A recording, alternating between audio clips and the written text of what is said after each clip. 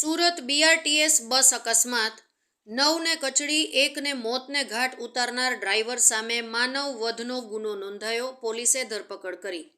સુરત શહેરમાં speed news 17ના અહેવાલની અસર જોવા મળી।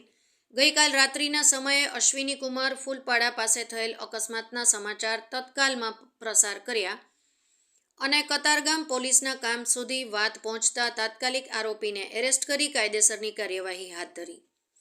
સુરતમાં કતારગામ જીઆઈડીસી 4 રસ્તા નજીક બેફામ દોડતી બીઆરટીએસ બસ આગળની બીઆરટીએસ બસમાં પૂરપાટ ઝડપે પાછળથી ઘૂસી ગઈ હતી, જેમાં બંને બસ વચ્ચે બાઇક સવારો કચડાઈ ગયા હતા। ગંભીર રીતે ઘવાયેલા ઈજાગ્રસ્તોને તાત્કાલિક સારવાર માટે નજીકની ખાનગી હોસ્પિટલ અને સ્મીમેરમાં ખસેડવામાં આવ્યા હતા, જ્યાં રાત્રે એક બાઇક સવાર યુવકનું મોત નીપજ્યું તેમજ 4 વ્યક્તિઓની હાલત ગંભીર હોવાનું જાણવા મળ્યું છે, જ્યારે ડ્રાઈવર વિરુદ્ધ સઅપરાધ મનુષ્ય વધનો ગુનો નોંધી ધરપકડ કરવામાં આવી છે। આ ગમખ્વાર અકસ્માતમાં બસની પાછળ આવતો 3 વ્હીલ ટેમ્પો પણ પલટી ગયો હતો, જેનો ચાલક ઈજાગ્રસ્ત થયો હતો। બનાવની જાણ થતાં ફાયર બ્રિગેડ અને કતારગામ પોલીસનો કાફલો ઘટના સ્થળે દોડી ગયો હતો।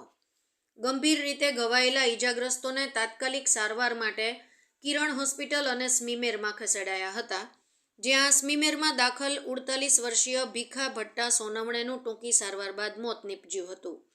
રોષે ભરાયેલા ટોળાએ સ્થળ પર બસની તોડફોડ કરી નાખી હતી। પોલીસે બીઆરટીએસ બસના ચાલક મનહર ગામિત સામે સઅપરાધ મનુષ્ય વધની કલમ 304, 279, 337, 338, એક્ટ 177 અને 184 મુજબનો ગુનો નોંધ્યો છે, જેમાં 304ની કલમમાં 10 વર્ષની સજા અને દંડની જોગવાઈ છે।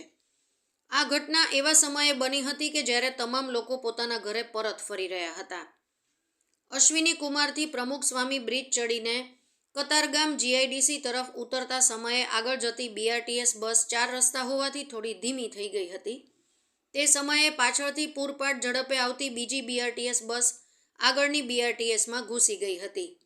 ધડાકાભેર સર્જાયેલા આ અકસ્માતમાં 2 બસની વચ્ચે બાઇક અને તેની પર સવાર લોકો આવી ગયા હતા।